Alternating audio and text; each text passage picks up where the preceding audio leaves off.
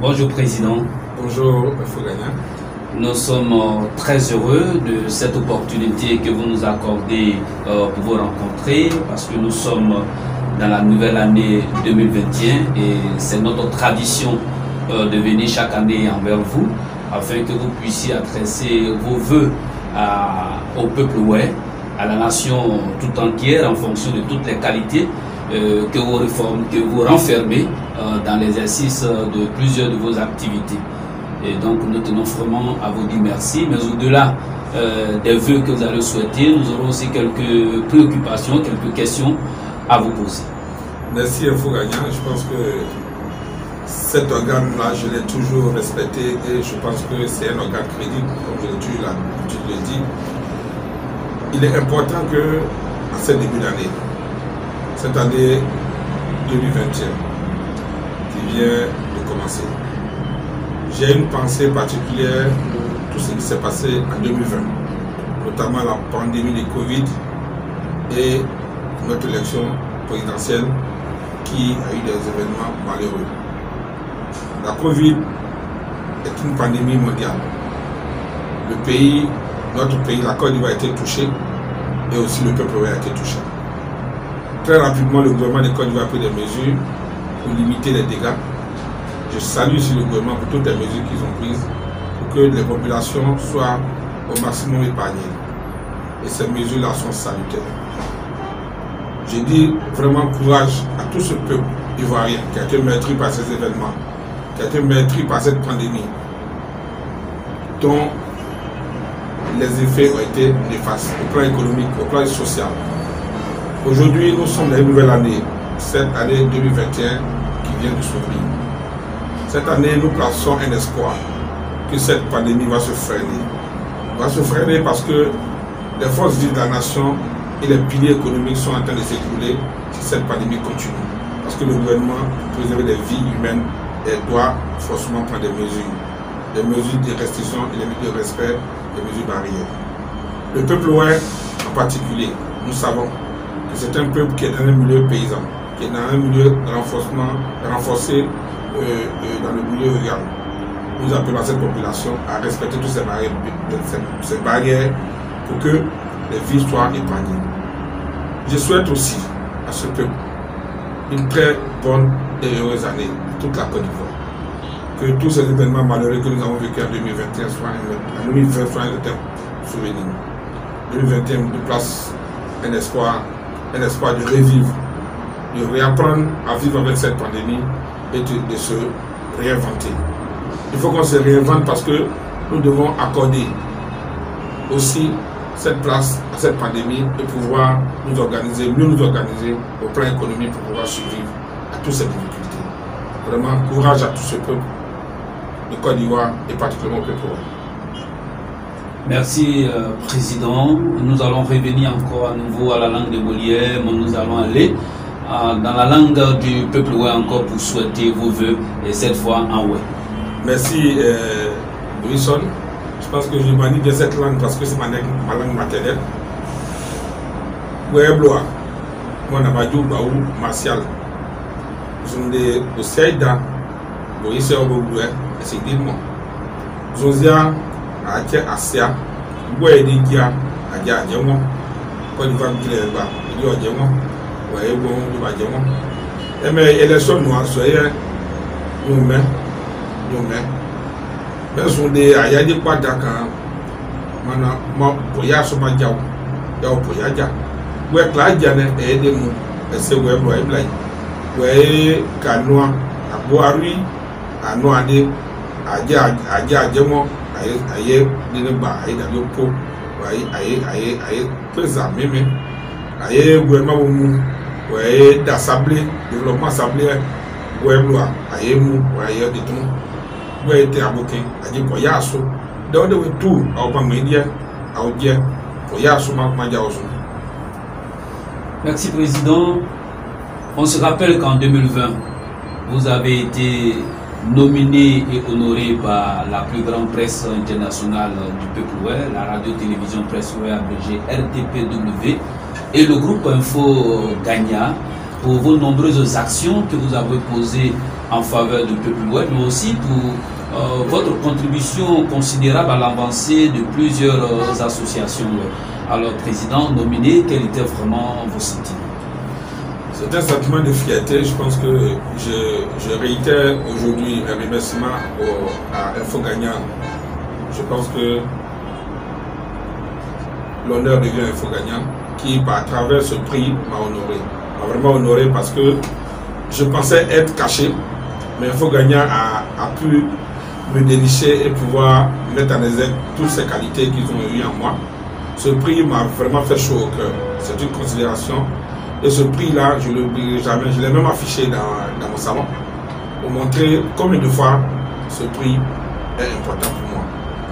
C'est le prix de la mesure et le prix du courage. Je pense que toutes ces choses que nous faisons aujourd'hui, toutes ces contributions que nous apportons dans toutes ces associations-là, c'est le courage. Ce n'est pas une question de moyens. Ce n'est pas une question d'être plus intelligent que les autres. C'est le courage. Avoir le courage de pouvoir aborder les sujets critiques, aborder les sujets les plus importants en se mettant en association avec les autres, c'est le courage. Avoir ce courage-là, je pense qu'il n'est pas permis à tout le monde. Je dis merci à Info Gagnant car ce prix est un prix honorable pour moi. Président, notre préoccupation, nous entrons probablement un peu dans le domaine politique, au domaine de la réconciliation, au domaine du développement. Alors, en votre qualité de fils de la région du Guémon, cadre de la région du Guémon, et surtout que vous êtes aussi une personnalité imprégnée des réalités de la région du Guémon. Alors, Président, pour vous, en cette année 2021, un regard dans la région du Guémon, quand on prend des départements comme Okubli, Fakobli, alors pour vous, la région du Guémon est-elle en retard par rapport aux infrastructures, je parle de routes, ou bien vraiment la région du Guémon est en retard? Si la région du Guémon est en retard, selon vous, comment vous expliquez cette situation qui perdure? Bon, je pense que c'est un diagnostic très simple. On est une région forestière, une région très étendue, qui a 4 départements, avec une population très dense. Donc vous comprenez que les enjeux de développement sont énormes et les besoins sont énormes. Nos parents sont dans la misère et la souffrance. Il faut, comme je l'ai dit et comme je l'ai toujours dit, se réinventer. Se réinventer parce qu'aujourd'hui l'État n'est pas à même de pouvoir nous apporter totalement ce que nous voulons. Les élus sont de deux sortes. Il y a des élus politiques qui sont les députés et il y a des élus de développement qui sont les maires et les conseils régionaux. Je pense que ces instruments ont été mis en place par l'État de Côte d'Ivoire pour pouvoir l'épauler dans cette démarche de développement. Donc c'est à ces élus de développement de pouvoir mettre toutes les stratégies en place pour que cette région-là sorte de cette misère. C'est leur rôle. C'est dans les cahiers des charges. Mais je pense qu'ils font ce qu'ils peuvent. Ils font ce qu'ils peuvent avec les moyens de l'État. Mais il ne faut pas tout attendre de l'État. Il ne faudrait pas tout attendre de l'État. Moi je dis, la stratégie doit être globale. Elle doit être inclusive. Cette stratégie-là doit intégrer tous les cadres et fils du Guémon. Parce que la réflexion, elle n'est pas unique, la réflexion est globale. Chacun apportera sa pierre à l'édifice parce qu'il faut réfléchir globalement. Il faut apporter des solutions pratiques en encadrant tous ces élus de développement. Ces élus de développement, c'est vrai, ils ont accès aussi aujourd'hui toutes les stratégies sur la politique. Pourtant, ils sont des acteurs de développement. Si on s'adonne beaucoup à la politique, on va oublier tout ce qui est aspect de développement. Il faut, pour les aspects de développement, regrouper toutes les intelligences autour pour pouvoir réfléchir et trouver la bonne stratégie pour développer le développement. Président, les expériences à votre niveau sont légion. Vous avez aussi beaucoup de solutions à beaucoup de problèmes. Vous parlez qu'il faut se réinventer, mais aujourd'hui, vous nous parlez des acteurs politiques et des acteurs de développement, précisément dans la région du Guémon. Qu'est-ce que vous pouvez proposer en cette année 2021 aux acteurs politiques et aux acteurs de développement pour que réellement l'intérêt général de la région du Guémon soit mis au devant? Tu sais, Wilson, je vais un peu parler de moi. Je n'avais jamais voulu prendre, je n'avais jamais pris la peine de pouvoir parler un peu de moi. Je pense que pour ceux qui ne me connaissent pas, en fait, en réalité, j'ai axé beaucoup sur des formations au niveau développement. Vous comprenez? J'ai fait beaucoup de formations en développement. Que ce soit en développement rural, en développement stratégique. Donc, vous savez, j'ai voyagé beaucoup. En Afrique, je peux dire que j'ai fait 27 pays en Afrique. Par ma position qu'on appelle professionnelle. Et en Europe, j'ai fait quelques pays. Ça m'a permis de voir des choses, d'échanger avec des choses. Et je continue d'échanger avec les gens. Je pense qu'aujourd'hui, ces instruments de développement-là ne doivent pas se limiter aux moyens de l'État de Côte d'Ivoire. Ce n'est pas possible. L'État ne peut même pas, aujourd'hui, se permettre de trouver des fonds pour mettre à la disposition de ces conseils régionaux et de ces communes. La réflexion doit être au niveau des parlementaires, qui doivent en profondeur étudier les textes qui régissent tout ce qui est développement, notamment le financement du développement par les conseils régionaux et par les mairies. Aujourd'hui, l'État n'apporte que des subventions, mais est-ce qu'elles suffisent? Il faut aller chercher de l'argent là où il faut. Il faut trouver des projets, il faut élaborer des projets viables avec des personnes crédibles pour porter des projets là devant certains bailleurs. Vous savez, je suis un financier pur et dur. Les instruments pour financer le développement sont légion dans le monde entier. Si on veut en trouver, on en trouvera. Si les projets sont bien bâtis, il faut simplement qu'on mette la bonne réflexion. C'est ce que j'ai dit ce matin. Président, vous êtes dans une importante association qui est appelée à donner véritablement une contribution au développement de la région du Guémon, en particulier le département de Bangolo. Je parle là du cadre uni de Bangolo. Est-ce que dans le domaine du développement, vos relations avec, je dirais, comme vous l'avez dit, les autorités politiques, les acteurs politiques et les acteurs de développement, est-ce qu'il y a une franche collaboration entre le Cuba et le conseil régional, entre le Cuba et le conseil régional du Guémon, entre le Cuba et les mairies, en fait que vous discutiez d'une plateforme de développement, soit du département de Bangolo d'abord même, et ensuite du développement de la région du Guémon? Merci Wilson, je pense que cette question-là, elle a cours aujourd'hui dans tous les couloirs. Il est important de rappeler que les politiques sont politiques. Et la politique, on l'a fait pour développer. Et la politique, on l'a fait pour les populations. Mais le constat, il est amer. Aujourd'hui, nos acteurs politiques se mettent dans des blocages. Vous comprenez? Quand ils cherchent à être élus, ils font cette démarche-là obligatoirement pour concerter, pour voir comment on peut les aider. Mais dès qu'ils sont élus, ils disparaissent. Je prends un exemple. Pour les mairies à Bangolo, les élections municipales antérieures, nous avons pris la peine de nous organiser sans demander un sou. On a pris la peine nous-mêmes sur nos fonds pour pouvoir organiser les rencontres avec les différents candidats, pour venir nous exposer. Ils ont pris l'engagement ferme devant nous que dès qu'ils sont élus, de pouvoir collaborer, parce que c'est cette collaboration que nous cherchons en discutant avec eux. Mais dès qu'ils sont élus, moi je prends la peine aujourd'hui. Le maire, il n'est jamais venu pour qu'on puisse échanger sur le développement de Bangolo, jamais. Ça fait combien? Ça fait 3 ans aujourd'hui, que 2 ans et demi pratiquement, que le maire est en place. Le conseil général nous a jamais appelé à un tour de table pour venir discuter avec les dirigeants du conseil. Bon, ils font de la politique, nous on ne fait pas de la politique.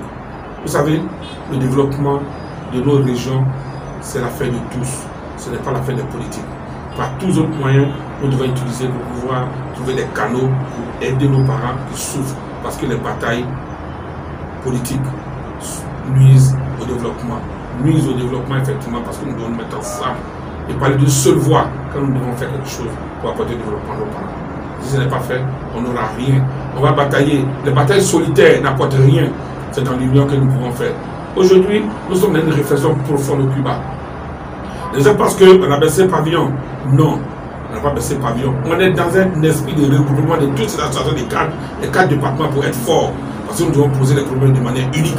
Seul, on ne pourra rien faire. À Djokwe, on a la Cusco à Kubli, on a la Cusco à Kubi, on a Cuba à Bangolo, on a qu'on appelle l'association des cadres de Djokwe. Aujourd'hui, nous militons pour que l'association des cadres de Fakobli naisse, pour que les 4 associations fédèrent, pour que nous soyons forts et que nous pensions que nous réunissons aujourd'hui des cadres compétents dans le Gabon pour pouvoir mener cette démarche de développement. Président, dans quelques semaines, je dirais, ce sont les élections législatives, particulièrement dans le département de Bangolo. Il y a vraiment un si grand nombre de candidats. Les populations seront face bientôt à de nombreux candidats aux législatives. Alors, pour vous, qui doit être le peuple ouest qui doit bientôt voter cette fois, pour vous, comment doit-on voter le candidat? Quels sont les critères pour vous? Est-ce qu'il faut tenir compte du fait que le candidat, je suis de Zibiao, il vient de Zibiao, ou bien je suis de Tawaké, il vient de Tawaké? Alors pour vous, sur quoi le peuple doit se baser pour voter cette fois législative, pour avoir un acteur politique digne de ce nom? Vous savez, moi j'ai une autre réflexion sur les législatives.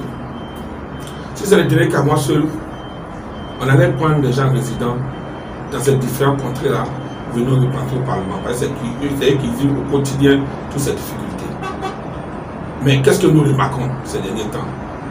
Un pléthore de candidatures, avec des orientations variées. D'autres viennent aujourd'hui transformer le député en acteur de développement. Nous ne comprenons rien. Nous pensons qu'aujourd'hui, tous les acteurs politiques sur place usent un peu de démarches contraires à ce qu'ils veulent faire pour pouvoir amener leurs parents, qui sont les électeurs, à ce qu'ils veulent en réalité. C'est-à-dire ce qu'ils veulent, c'est être élus coûte que coûte, par tous les moyens. Mais effectivement, c'est parce que ceux-là sont mal formés à la chose politique qu'ils votent en fonction de ces orientations. Je pense que nos parents doivent avoir la culture politique. Pour avoir la culture politique, il faut avoir de la formation politique. Il faut les former à ces choses. Pourquoi voter un député? Pourquoi voter un maire? Mais ils ne le savent pas. Ils ont une autre approche. L'approche de fraternité, l'approche de réciprocité avec tel ou tel. Je pense que ce n'est pas la meilleure démarche, mais nous allons faire avec. Ça va venir. C'est un travail de longue haleine, mais ça va venir. Au fur et à mesure qu'on avance, les médias, qu'on appelle les sites internet, qu'on appelle la communication digitale, vraiment aujourd'hui à ces parents-là, partout où ils se trouvent, de voir ces images, de voir des choses qui passent, pour qu'eux-mêmes ils font leur opinion sur toutes ces choses. Je pense qu'aujourd'hui c'est dommage, mais l'élection n'est pas l'élection des députés, n'est pas l'élection des agents de développement. Je suis désolé, mais il faut qu'on appelle un chien et un chat. Nos parents ont besoin de la vérité, surtout de la vérité. Il ne faudrait pas, il faut éviter ces choses. Venir à des moments bien précis, les embobiner dans les choses qu'ils ne comprennent pas, et par la suite, quand on est élu, on ne voit plus l'élu. Ils ne savent plus à quoi, à quel sens se vouer. Aujourd'hui, les difficultés sont légion, mais quand il y a des problèmes, on ne voit pas les élus autour de nos parents pour les aider à sortir de cette misère. Vraiment, il faut que nous fassions en sorte, nous qui sommes de la société civile, d'éduquer nos parents à la chose politique pour qu'ils comprennent, pour que désormais ils sachent exactement qui est le député, exactement qui est le maire, pour que le choix soit un choix réel. Président, les élections, c'est pour le 6 mars 2021. Alors, très bientôt la CEI va faire sortir la liste définitive de ceux qui sont retenus. Est-ce que le Cuba compte là faire appel, comme c'est sa tradition, encore aux différents candidats pour les entendre? Comme je l'ai toujours dit, le député, il n'est pas un agent de développement. Le député, c'est un acteur politique qui légifère sur tout ce qui est test pour la nation, qui réglemente la nation. Vous savez, le Cuba, nous sommes une association de développement. Donc nous orientons toutes nos actions sur le développement. Donc naturellement, les acteurs sur lesquels nous devons nous appuyer, les politiques sur lesquels nous devons nous appuyer, c'est le conseil régional et les différents maires. Je pense qu'à ce moment des élections futures pour ces deux acteurs de développement, nous allons oublier de parler avec eux. Parce que nous devons donner aussi notre opinion sur cette situation de développement qui se passe dans le développement. Pour l'heure, les députés sont des acteurs politiques, ils sont des acteurs législatifs. Donc, nous attendons que la liste soit publiée et que des nouvelles orientations soient données à nos parents pour les aider au moins à pouvoir orienter leur choix. Président, nous allons résolument vers la fin de cette interview. Deux questions. Une question au niveau d'Akendi. Akendi 2021, à quoi on s'attend? Bon, comme je l'ai dit, Akendi aujourd'hui a grossi, a grandi. Avec les dirigeants d'Akendi, ils sont aujourd'hui à la phase de préparation de l'événement de Djokwe. Vous savez, l'année dernière, Djokwe n'a pas pu se faire à cause de la pandémie, de la Covid. Mais cette année, nous reprenons Djokwe. Parce que nous devons apporter la même densité que nous devons apporter à Guinée. Les acteurs d'Akendi sont au travail. Très bientôt, ils vont communiquer sur les étapes à suivre pour arriver à l'événement. Comme vous êtes associés toujours à cet événement, très bientôt ils communiqueront avec vous pour que vous soyez situés. Président, Cuba 2021, un mot. Cuba 2021, c'est Cuba pour le développement. C'est Cuba pour la stratégie du regroupement de tous les cadres du Guémon et par la suite des cadres du Cavalier. Vous savez, ces deux régions regorgent de cadres très compétents. J'en connais. La qualité de nos cadres n'est même pas à discuter. Pourquoi nous n'arrivons pas une fois de plus, une fois de bon, à nous asseoir, à diagnostiquer réellement ce qui ne va pas et porter d'une seule voix nos doléances aux dirigeants. Moi je pense qu'aujourd'hui, tout ce que nous voyons, c'est parce que nous sommes divisés. Chacun prêche pour sa chapelle.